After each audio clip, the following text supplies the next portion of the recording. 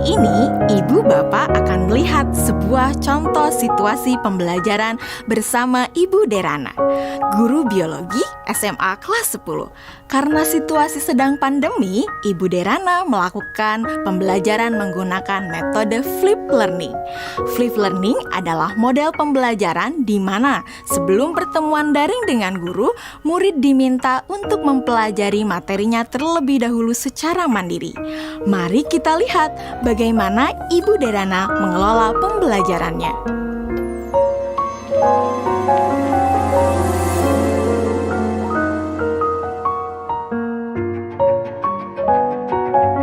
Sebelum mengajar, beberapa hari sebelumnya, Ibu Derana tentu melakukan persiapan terlebih dahulu.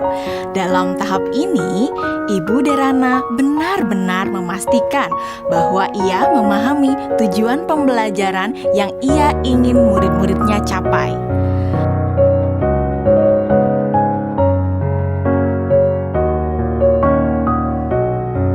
Kemudian, Ibu Derana mempersiapkan bahan dan sumber belajar yang berusaha ia sesuaikan dengan kebutuhan belajar murid-muridnya. Ia menyiapkan beberapa buku, salinan artikel koran, video-video yang semuanya berkaitan dengan materi yang akan dipelajari murid-muridnya. Semua bahan belajar tersebut ia letakkan di Google Drive dan nantinya akan dapat diakses oleh murid-muridnya melalui Google Classroom. Ibu Derana lalu mengkomunikasikan kepada murid-murid melalui WhatsApp group untuk mengingatkan mereka mengakses Google Classroom mereka. Tahapan ini dilakukan sebelum Ibu Derana bertemu dengan murid-murid di Google Meet. Beberapa hari setelahnya, sesuai dengan jadwal, Bu Derana melakukan pertemuan secara sinkron dengan murid-murid melalui Google Meet. Selamat pagi anak-anak.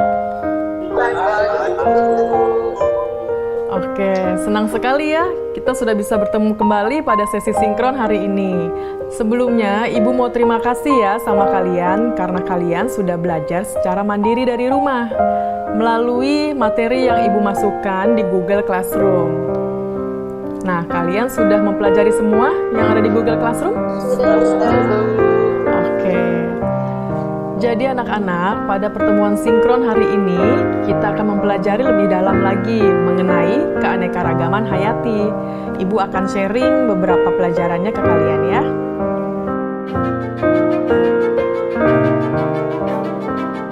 Nah, anak-anak, sekarang Ibu ada pertanyaan. Jawab pertanyaan dari Ibu ini ya. Tingkat keanekaragaman hayati mana yang paling penting dilindungi terlebih dahulu? Mengapa demikian? Keanekaragaman hayati karena ada sumber daya alam tersebut sudah dipastikan lebih terjamin, Bu.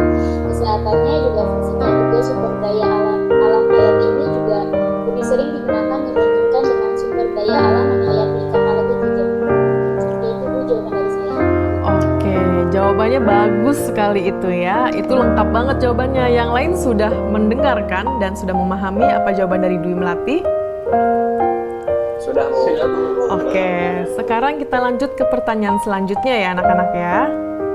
Kapan terancamnya keanekaragaman hayati ekosistem dapat mengancam keanekaragaman hayati spesies dan genetis? Dan kenapa jawabannya seperti itu? Kalian bisa menjawab pertanyaannya melalui kolom chat ya. Selama sesi sinkron, Ibu Derana memberikan pertanyaan-pertanyaan lainnya yang dapat memperkaya materi dan pemahaman murid akan konsep. Di akhir pembelajaran, Ibu Derana memberikan murid tantangan untuk menganalisis ancaman pada satu lokasi di wilayah Indonesia yang membawa dampak negatif bagi 3 tingkatan keanekaragaman hayati. Berikut rekomendasi penanganannya. Yusuf, silakan. Tugasnya dibuat dalam bentuk apa, Bu? Apakah boleh dalam bentuk infografis? Oke, ada lagi yang mau ditanyakan? Yang lain ada yang mau bertanya? Nadia. Oke, silakan pertanyaannya apa Nadia? Apakah boleh dalam bentuk poster juga, Bu? Kalian boleh memilih bagaimana cara kalian menunjukkan pemahaman kalian. Bisa melalui video, poster, tulisan, dan sebagainya. Ya Bu, izin bertanya. Ya, Lokasinya yang dipilih gimana ya Bu? Apakah ada ketentuan-ketentuan khusus? oke. Ada lagi yang mau bertanya? Ibu simpan dulu pertanyaannya ya. Bu, saya mau tanya, apakah untuk mengerjakan tugas ini kita harus datang ke lokasi tersebut, Bu? Oke, untuk lokasinya tidak perlu datang langsung ke lokasi tujuan ya. Jadi kalian bisa mencari langsung itu melalui online. Bu Derana melakukan diferensiasi produk dengan membebaskan murid memilih bentuk hasil pekerjaannya atau produk tugasnya sesuai dengan kenyamanan murid. Anak-anak, tadi Ibu sudah sampaikan ya bahwa hasil pekerjaan kalian dapat dibuat dalam berbagai bentuk produk. Artinya, kalian boleh memilih apakah kalian ingin menyampaikannya dalam bentuk poster digital, website, video, blog, presentasi PowerPoint, dan sebagainya.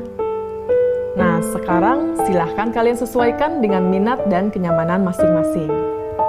Namun demikian, kalian harus memperhatikan bahwa yang akan Ibu nilai adalah apakah kalian dapat menganalisis ancaman pada satu lokasi di wilayah Indonesia yang membawa dampak negatif bagi 3 tingkatan keanekaragaman hayati. Berikut rekomendasi penanganannya.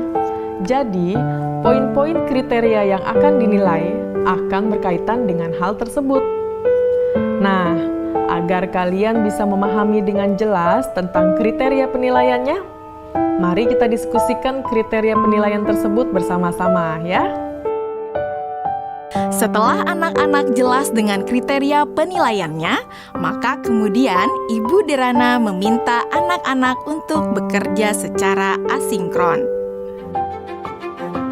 Selama tenggat waktu pengerjaan tugas, untuk membantu murid-murid yang masih mengalami kesulitan, Ibu Derana menyediakan slot-slot waktu tertentu untuk berdiskusi secara individual maupun secara kelompok kecil.